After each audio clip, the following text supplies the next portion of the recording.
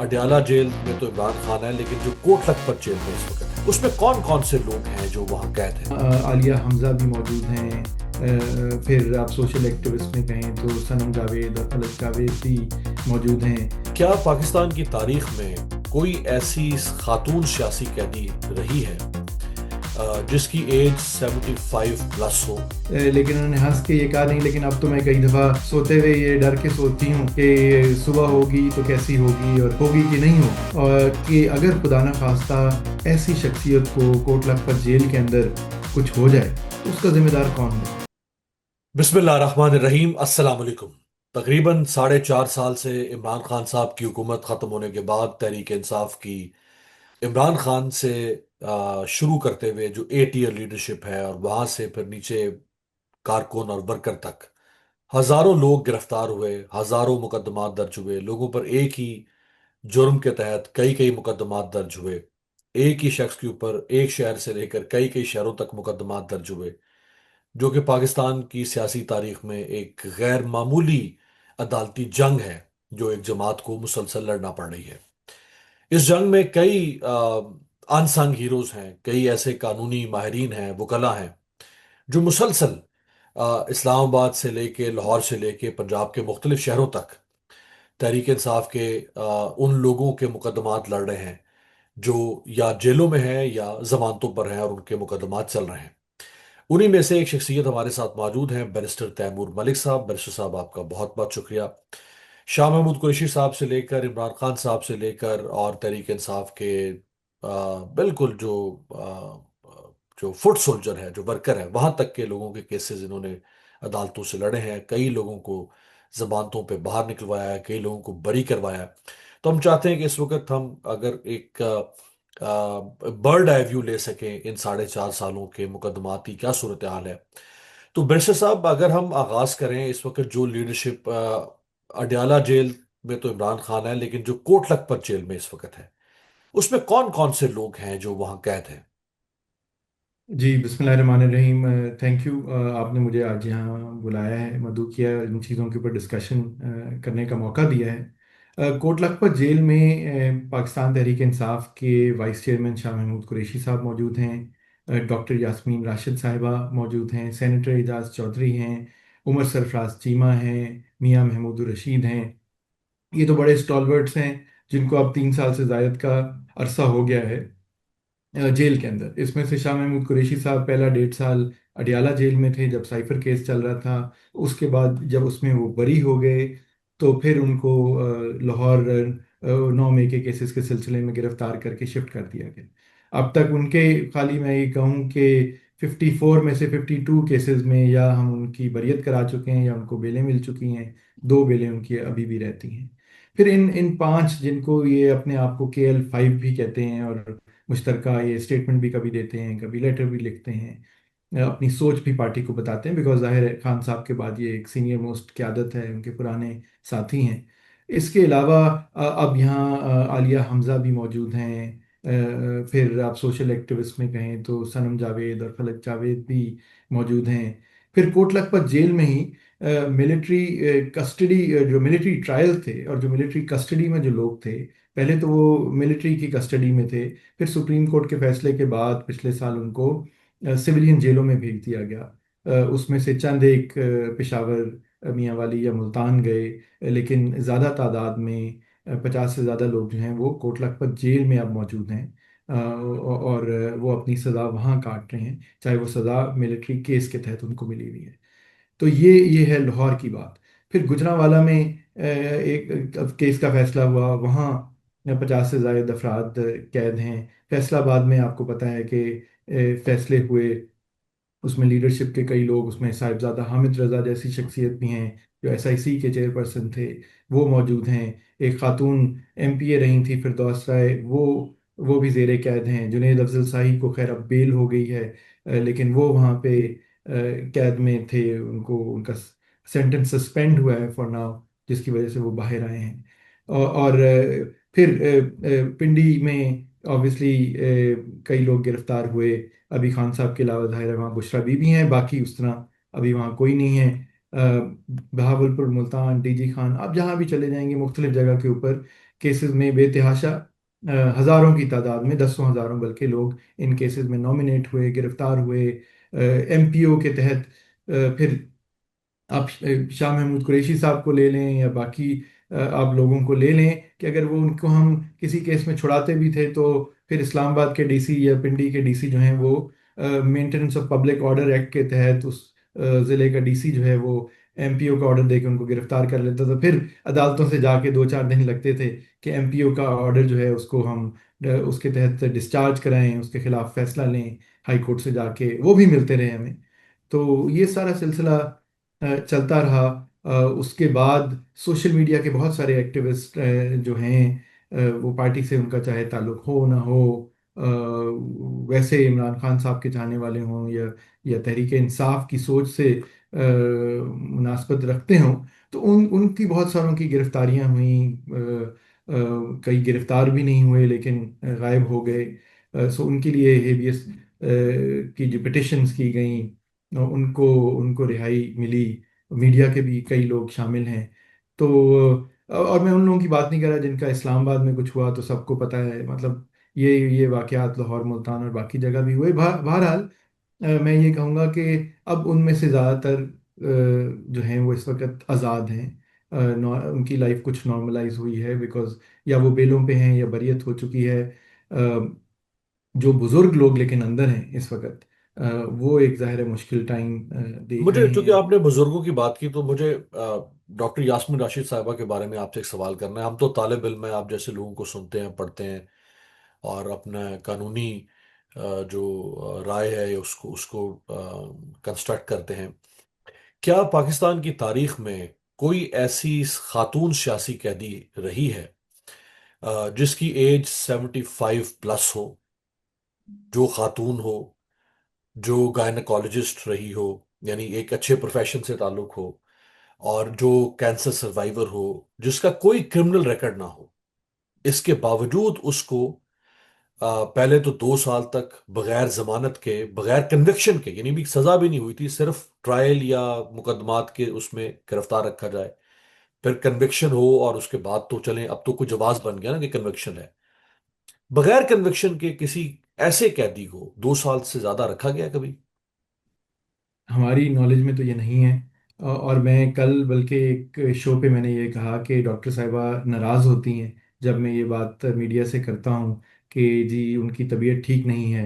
और हमें हमें उनके बारे में खदशात हैं काफ़ी। तो और मुझे डांट पिट जाती है कि भाई तुम क्यों ये बात करते हो जाके, कि क्योंकि वो एक मजबूत खातून है। वो एक अपने मजबूत होने का तासुर भी बरकरार रखना चाहती हैं। उन्होंने एक जिद्दोजहद की है। आज मेरी जब उनसे मुलाकात हुई तो उन्होंने हंस के मुझे कहा, जब मेरी ये बात सुनी, लेकिन उन्होंने हंस के ये कहा, नहीं लेकिन अब तो मैं कई दफ़ा सोते हुए ये डर के सोती हूँ कि सुबह होगी तो कैसी होगी और होगी कि नहीं होगी। और उसकी वजह है कि एक ना सिर्फ वो 74 साल की हैं, वो कैंसर सर्वाइवर हैं। उनका स्पाइन का इशू है। आज मैंने बल्कि उनसे पूछा तो उन्होंने मुझे उसका बताया कि प्रोग्रेसिव डिजेनरेटिव डिसऑर्डर है उन्हें, स्पाइन का इशू है।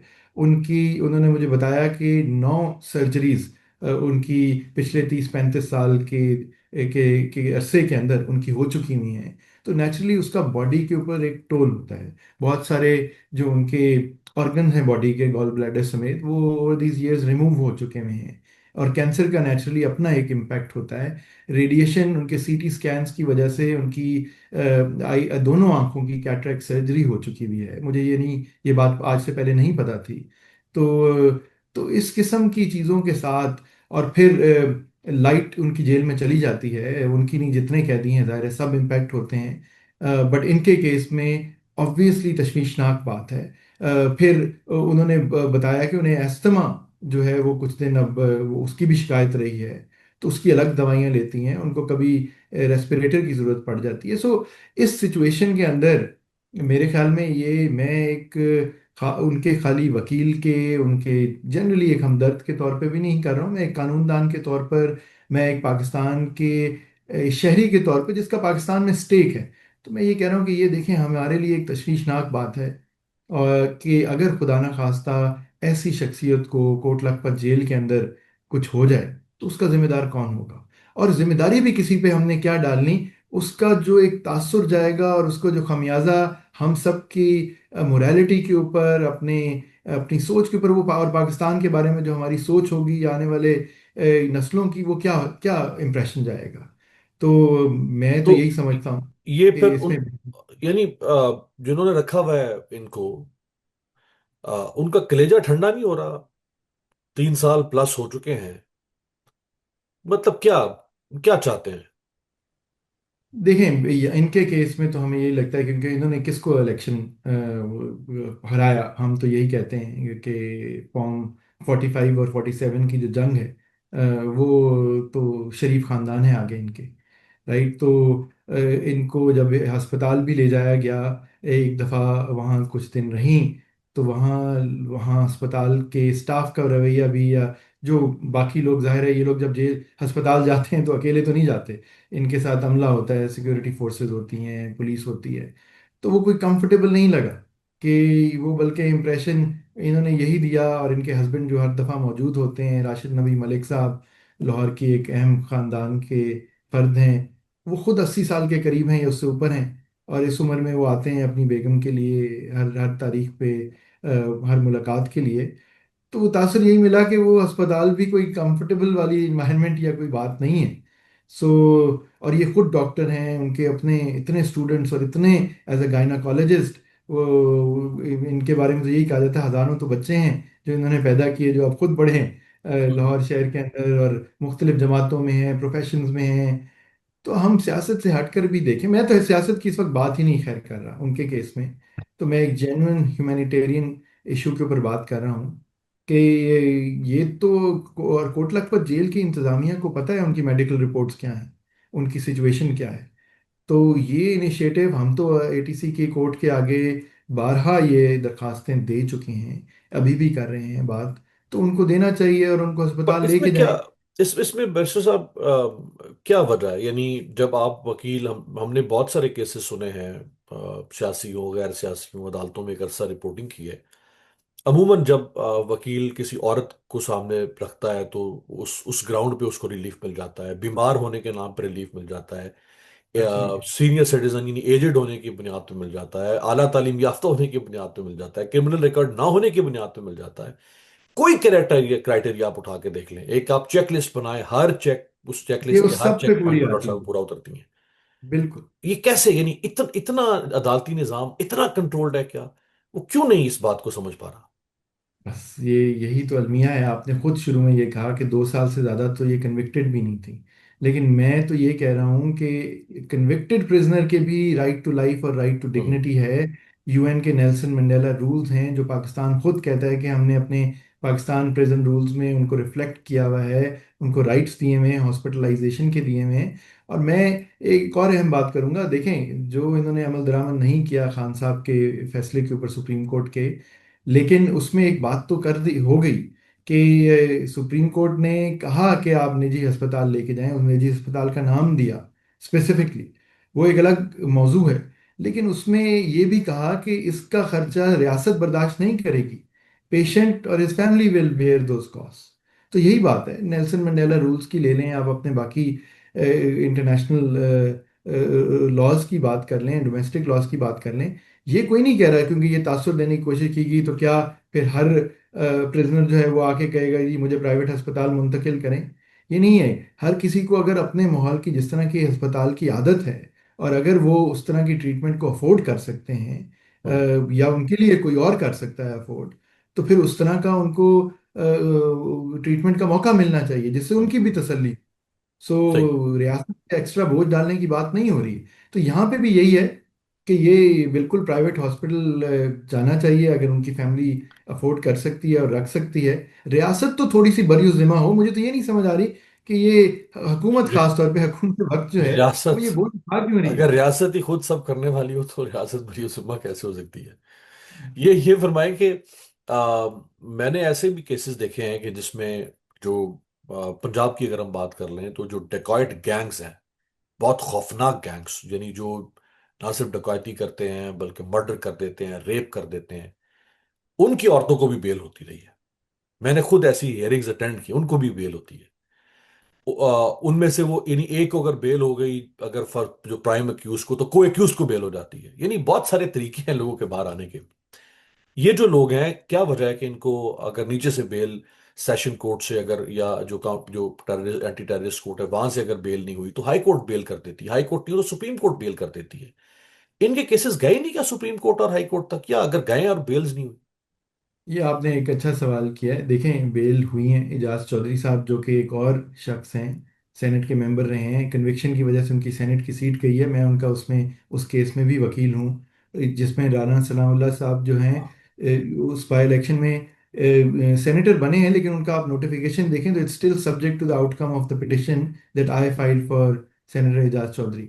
तो उनका हार्ट में स्टेंट डले हुए हैं, उनको जेल में रहते हुए ये उनके साथ हुआ है। उनकी किडनी जो है वो ग्रेड 2 फेलियर की तरफ इस वक्त है, और खुदा ना खास्ता मजीद बिल्कुल ही फेल हो सकती हैं। उनकी भी बारे में भी बहुत तफ्तीश तशवीश है हमें। सो उनको बेल बिल्कुल सुप्रीम कोर्ट तक से बेल मिली है। इमरान खान साहब को बेलें मिल चुकी हुई हैं, लेकिन वो चंद केस में बेल मिल जाती है, दूसरे केसेस में फिर आप फंसे रहते हैं। मैं आपको यही कह रहा हूँ कि शाह महमूद कुरैशी साहब से तो बेहतरीन एग्जाम्पल ही कोई नहीं है इस वक्त। बिकॉज वो जब ये जिन वाकयात की बात करते हैं, उस वक्त वो आगा कराची खान थे अपनी अस्पताल वाइफ के ट्रीटमेंट के अपने लिए। अपने बेगम के साथ थे, और वहाँ सारा कराची उन्हें मिलने आ रहा था, और रिपोर्टर अखबारों में और अपने फेसबुक पेजेस और जगह जगह वो लगा रहे थे कि जी यहाँ हैं, और इस वक्त से इस वक्त इनके साथ थे, फिर उनके साथ थे।